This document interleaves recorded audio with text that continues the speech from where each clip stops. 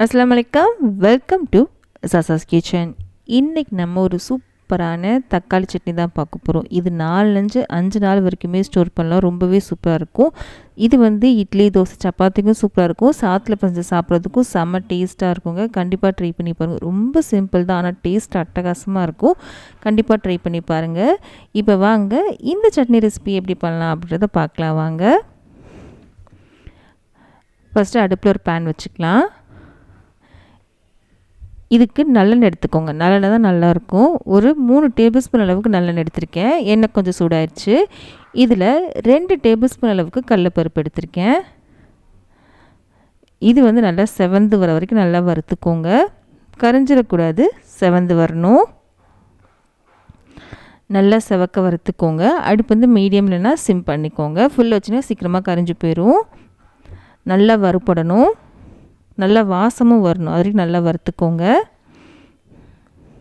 இப்போ பார்த்திங்கன்னா நல்லா வறுப்பட்டுருச்சு. இப்போது இந்த பருப்பு மட்டும் தனியாக எடுத்து வச்சுக்கலாம். நம்ம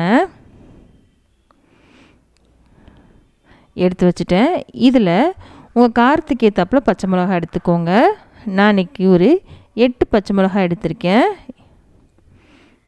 கலர் சேஞ்ச் ஆகிற வரைக்கும் நல்லா வறுத்துக்கோங்க. இது வறுப்படும் போது கொஞ்சம் தெரிக்கும், பார்த்து கவனமாக இருக்கணும்.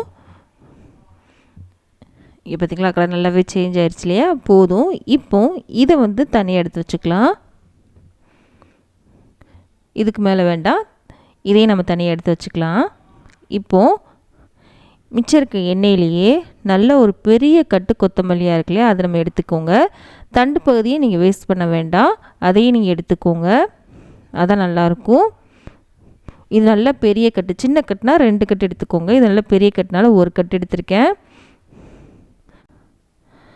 இது ரொம்ப நேரம் வதக்கணும்னு அவசியம் கிடையாது. கொஞ்சம் சுருனதுக்கப்புறம் நம்ம எடுத்துடலாம். ரொம்பவும் கலர் சேஞ்ச் ஆக வேண்டாம். நான் இதை ஃபுல்லாக கட் பண்ணாமல் காமிச்சிருக்கேன். எந்தளவுக்கு வதக்கேன் நீங்களே பாருங்கள். தண்டு பகுதியும் எடுத்துக்கோங்க. தண்டு பகுதி எடுக்கும்போது ரொம்ப டேஸ்ட்டாக இருக்கும். இது சட்னி இந்த அளவுக்கு வதக்கினாலே போதும். கொஞ்சம் சுருங்கிருச்சு இல்லையா, இந்த அளவுக்கு வதக்கினாலே போதும். எடுத்துடலாம்.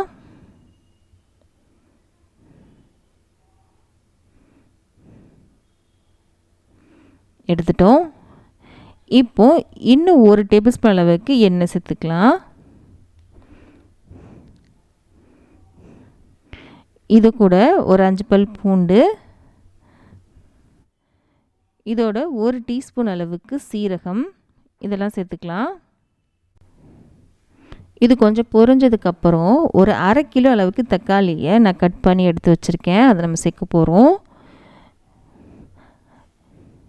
கொஞ்சம் பொரிஞ்சிருச்சு. இப்போ நான் 1/2 கிலோ தக்காளி நான் கட் பண்ணி வச்சுருக்கேன். அதை நம்ம சேர்த்துக்கலாம். ஒரு தக்காளியை 4ஆக கட் பண்ணி வச்சுருக்கேன். தக்காளி நல்லா வதங்கணும். அது வரைக்கும் நல்லா வதக்கிக்கோங்க. அடுப்பு மீடியமில் இருக்கட்டும். நல்லா வதக்கணும். உப்பு சேர்த்து வதக்க வேண்டாம். இந்த எண்ணெயில் நல்லா வதங்கணும்.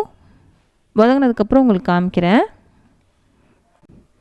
பாருங்கள், தக்காளி எந்த அளவுக்கு வதங்கியிருக்குன்னு. இந்த அளவுக்கு வதங்கினா போதும். பார்த்திங்களா, நல்லா வதங்கிருச்சு. போதும். இப்போ நம்ம அடுப்பு ஆஃப் பண்ணிடலாம். இது நல்லா ஆறுனதுக்கப்புறம் தான் அரைக்கணும். சூட்டில் அரைக்க வேண்டாம். இது ஆறட்டும். இப்போது நல்லா ஆறிடுச்சு. ஒரு மிக்ஸி ஜார் எடுத்திருக்கேன். இந்த மிக்ஸி ஜாரில் நான் ஃபஸ்ட்டு வறுத்து வச்சுருந்த பருப்பு, கடலைப்பருப்பு இல்லையா, அதை நம்ம சேர்த்துட்டோம். இது கூட பச்சை மிளகா, இதுக்கப்புறம் கொத்தமல்லி சேர்த்தாச்சு. இது கூட தேவையான உப்பு சேர்த்துக்கலாம்.